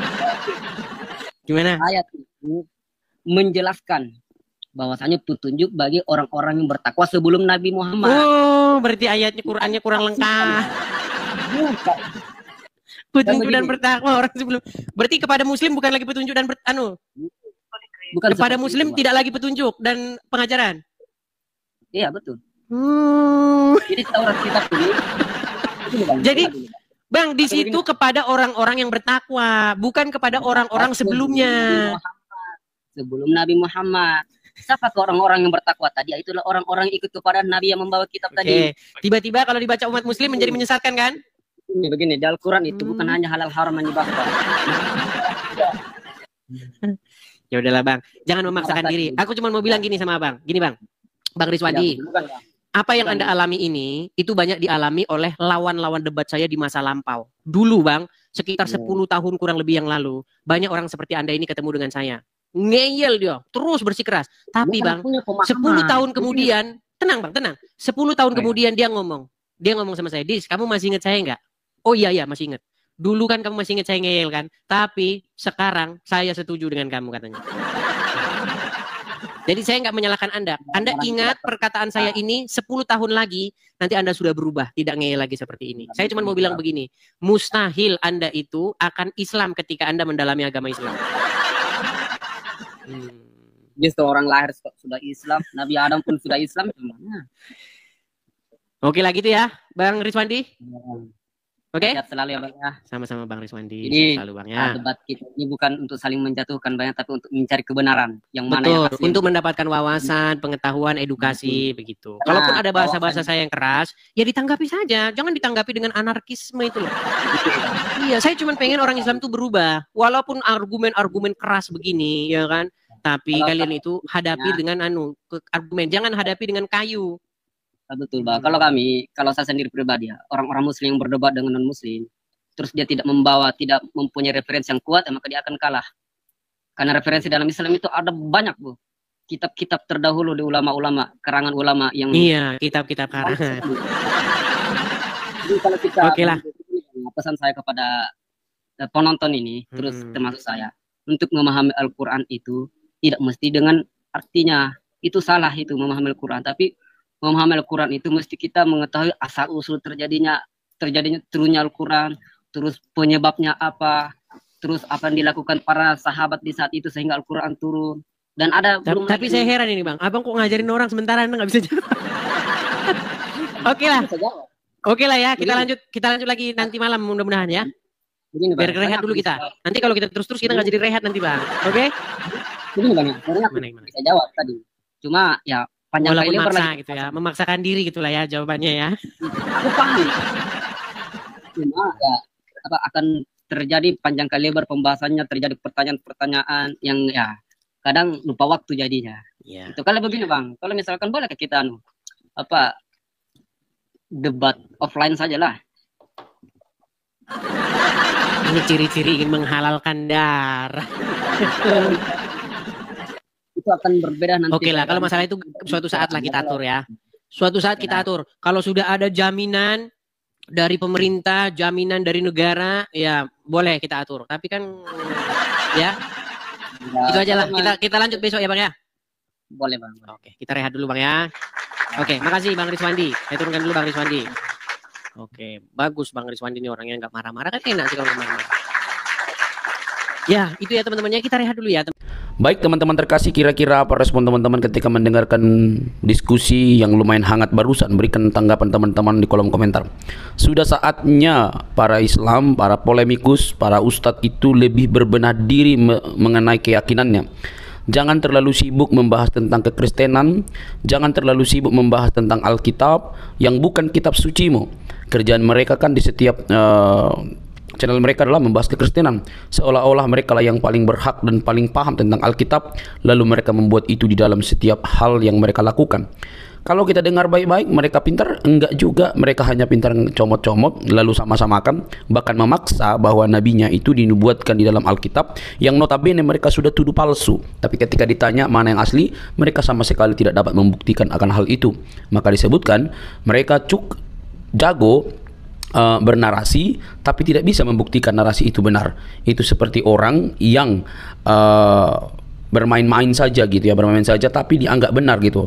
Anehnya pernyataan-pernyataan mereka itu dipercaya banyak orang yang mungkin juga sama-sama buta ya.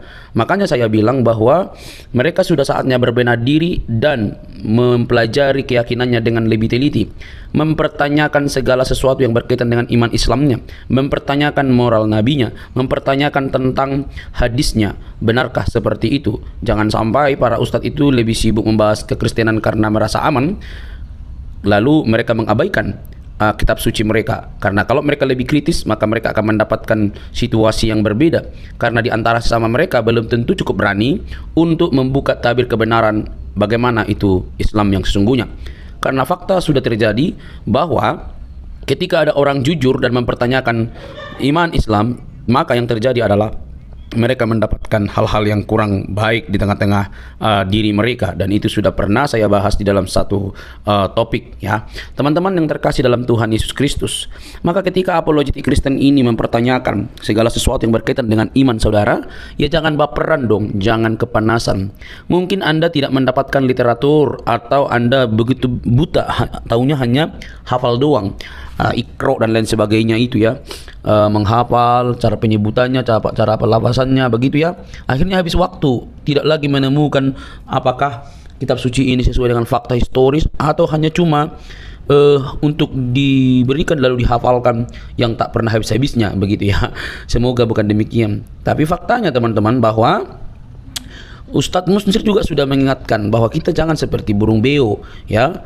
Kita suka menghafal tapi kita senang berbahasa Arab tapi kita tidak mengerti artinya, kan itu celaka teman-teman. Nah, lewat kehadiran apologetik Kristen ini kiranya dapat membenahi diri kalian supaya lebih melihat apa yang harus kalian pelajari dan bagaimana iman Anda yang sesungguhnya. Jangan sampai kalian itu sibuk sekali mencari dan menunjuk kesalahan-kesalahan dalam kitab suci orang yang sebenarnya tidak ada kesalahan di dalamnya. Semua hanya halusinasi yang kalian tampilkan, tetapi itu cukup dianggap benar oleh para pengikut kalian yang juga sama-sama mungkin buta. Oke teman-teman, saya berharap ini menjadi PR bagi teman-teman. Ingat, Yesus Kristus Tuhan kami itu dia mati dan bangkit. Dia tidak hanya mati, tapi dia bangkit dari kematian untuk menunjukkan kemenangan sejati atas kuasa dosa. Dosalah yang membuat manusia binasa. Dosalah yang membuat manusia itu kehilangan kemuliaan. Tetapi Kristus menyelesaikan hutang dosa itu dengan cara mati di kayu salib. Tentu yang disalib itu adalah kemanusiaannya, seperti kata firman Tuhan. Dia yang matinya dengan cara disalib, yaitu kemanusiaannya, bukan Tuhannya. Tuhan itu kan Tuhan itu kan pemelihara. Tuhan itu kan penguasa. Tidak mungkin penguasa bisa disalib. Tetapi yang disalib adalah tubuh dagingnya, kemanusiaannya, dan kemanusiaannya itulah bangkit. Dan siapa yang membangkitkan? Tentu Allah dan dirinya sendiri. Dia bangkit oleh atas diri sendiri dan juga Allah. Nah teman-teman yang terkasih dalam Tuhan Yesus, itulah berita Injil yang sejati, yang olehnya manusia diselamatkan, yang olehnya manusia memiliki pengharapan. Yesus datang dan mati bukan hanya untuk orang Kristen, tapi dia mati dan untuk semua orang, baik untuk Muslim, Hindu, Buddha, Konghucu, Kristen dan lain sebagainya. Dia mencari manusia, bukan mencari membuat orang menjadi pelaku agama, tetapi menjadi pengikutnya dan menjadi murid-muridnya, murid-murid yang belajar dari dia dan mempraktekkan apa yang dikatakannya. Dia tidak mendirikan agama, dia mencari jiwa yang terhilang. Dia menyatakan keselamatan dan siapa yang percaya kepadanya diselamatkan. Teman-teman yang terkasih, itulah sebabnya kedatangan Kristus yang pertama itu membawa harapan bagi semua agama. Kita tidak boleh ya seperti ahli Taurat atau orang-orang Yahudi yang keagamannya begitu unggul tapi mereka tidak mengenal sang kebenaran yang mereka nantikan karena berbeda pemikiran. Mereka memikirkan bahwa yang datang adalah Mesias seperti keturunan Daud dalam arti bisa membela mereka, tetapi yang datang justru yang nampaknya lemah, tetapi justru yang difokuskan oleh Allah dalam Kristus adalah keselamatan umat manusia atas dosa. Teman-teman terkasih dalam Tuhan Yesus, semoga Anda sadar, sekali lagi, kalau Anda memang tidak memahami kitab suci orang lain, jangan sok-sokan. Tapi pelajarilah kitab suci Anda. Carilah pembuktian-pembuktian yang ilmiah, termasuk arkeologi yang berkaitan dengan agama Anda. Jangan sampai Anda didapati buta, tidak bisa mempertanyakan iman Anda. Mengutip salah satu perkataan dari Profesor Buya Syakur, beragama itu seperti memegang bara. Dipegang salah, dilepas salah. Jangan takut murtad, kata dia. Teman-teman terkasih, semoga video ini mencerdaskan kita. Ingat, Yesus berkata dalam Injil Yohanes 3:16, karena begitu besar kasih Allah akan dunia ini berarti semua manusia, sehingga ia telah mengaruniakan anaknya yang tunggal, supaya setiap orang yang percaya kepadanya tidak binasa, melainkan beroleh hidup yang kekal. Hidup kekal di dalam Kristus Yesus. Percayalah, biarlah keselamatan itu kalian terima dan kalian diselamatkan. Sampai ketemu di video selanjutnya. Jangan lupa untuk men-share video ini dan mendukung seluruh apologetik Kristen supaya berkiprah melalui media sehingga ada banyak orang yang dicerdaskan di zaman internet ini. Tuhan memberkati.